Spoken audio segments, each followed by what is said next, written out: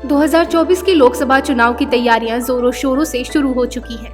जहां एक तरफ भाजपा लगातार तीसरी बार सत्ता में आने की तैयारी कर रही है, तो वहीं कांग्रेस समेत कई पॉलिटिकल पार्टियां भाजपा को सत्ता से निकालने के लिए खुद को और मजबूत कर रही हैं।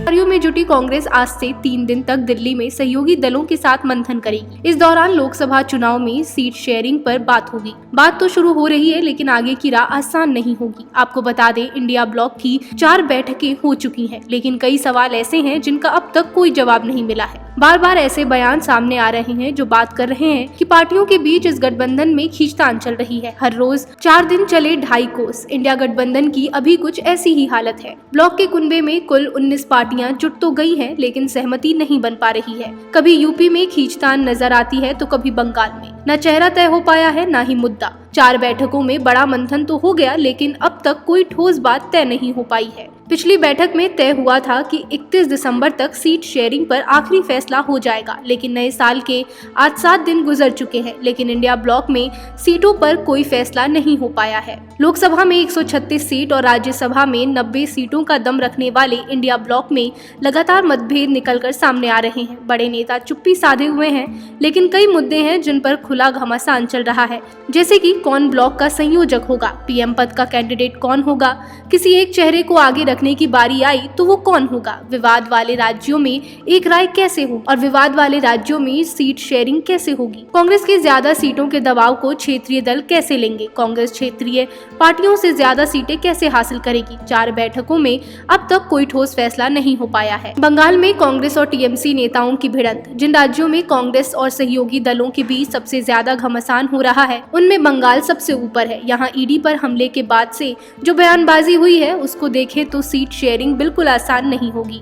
कांग्रेस बंगाल में ममता दीदी के साथ हाथ मिलाकर चुनाव लड़ने का इरादा रखती है, लेकिन हाल ये है कि यही कांग्रेस बंगाल में कानून व्यवस्था पर सवाल उठाकर कहती है कि बंगाल राष्ट्रपति शासन लगाने का फिट केस है।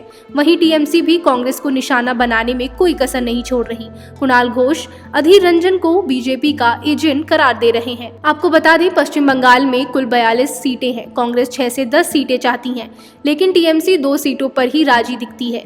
सीट शेयरिंग का मसला सबसे ज्यादा पेचीदा बंगाल में ही है। टीएमसी की दलील है कि 2019 के चुनाव में जिसको जितने वोट मिले उसके आधार पर ही बंगाल में सीटों का बंटवारा हो, लेकिन कांग्रेस को ये मंजूर नहीं है। इसी के चलते बंगाल का सवाल पेचीदा बना हुआ है। ममता ने इंडिया ब्लॉक की एक बैठक में जाने से इनकार कर दिया था। पंजाब और दिल्ली में केजरीवाल चाहते हैं ज्यादा सीटें। इंडिया ब्लॉक के सहयोगी दलों के साथ कांग्रेस सीटों को लेकर बातचीत शुरू कर रही है, लेकिन देश की राजधानी दिल्ली में ही उसका आम आदमी पार्टी के साथ तालमेल नहीं बैठ रहा। आम आदमी पार्टी के पास पंजाब भी है। कुल सीटों की तादाद पंजाब में 10 और दिल्ली में 7 है, यानी दोनों राज्यों में कुल मिलाकर 17 सीटें हैं। दोनों राज्यों में आम आदमी पार्टी का खासा असर है और ये कोई राज की बात नहीं कि आम आदमी पार्टी ने दोनों ही राज्यों में कांग्रेस का सफाया कर दिया। दिल्ली में सहमति बन भी सकती है और हो सकता है कि आप कांग्रेस को 2 या 3 सीटें देने पर राजी हो जाए, लेकिन पंगा पंजाब में है। पंजाब में तो कांग्रेस के राज्य के नेता नहीं चाहते कि आपके साथ कोई गठबंधन हो।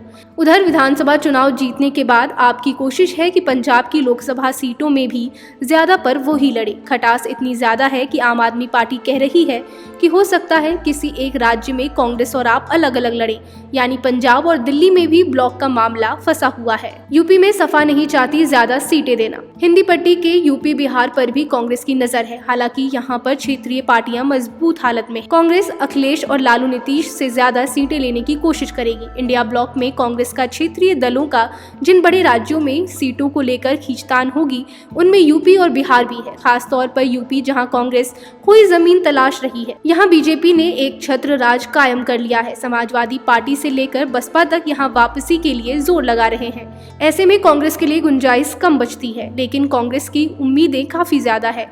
यहाँ कांग्रेस 40 सीटों की मांग कर सकती है, जबकि समाजवादी पार्टी 10 से 15 सीटों से ज्यादा देने के मूड में नहीं लगती। कांग्रेस दलील दे रही है कि अगर 19 में बीएसपी को 38 सीटें मिल सकती हैं, तो इस बार सपा उसे 40 सीटें क्यों नहीं दे सकती। राहुल की न्याय यात्रा में शामिल होने का अखिलेश से सवाल हुआ तो उनका जोर था कि पहले सीट शेयरिंग हो। महाराष्ट्र में संजय राउत कर रहे हैं कांग्रेस पर हमला। महाराष्ट्र में भी कांग्रेस और शिवसेना उद्धव गुट के नेताओं के बयानों में घमासान छिड़ा हुआ है। इन बयानों से समझा जा सकता है कि महाराष्ट्र में भी मामला सीधा नहीं है। उद्धव ठाकरे नरम रुख दिखा रहे हैं, लेकिन संजय राउत आग उगल रहे हैं। अंदर खाने खींचतान है, लेकिन शिवसेना गठबंधन की जीत का दावा करने से नहीं चूक रहे। यहाँ शिवसेना 23 सीटों पर चुनाव लड़ना चाहती है, जबकि कांग्रेस यहाँ 16 से 20 सीटें चाहती है। एनसीपी भी ज्यादा सीटें लेने की कोशिश करेगी, यानी सब कुछ आसान नहीं होगा। अब देखना होगा कि कितनी जल्दी और किस तरह से ये गठबंधन अलग अलग सीटों का फैसला करती है। Bureau report 1 minute news.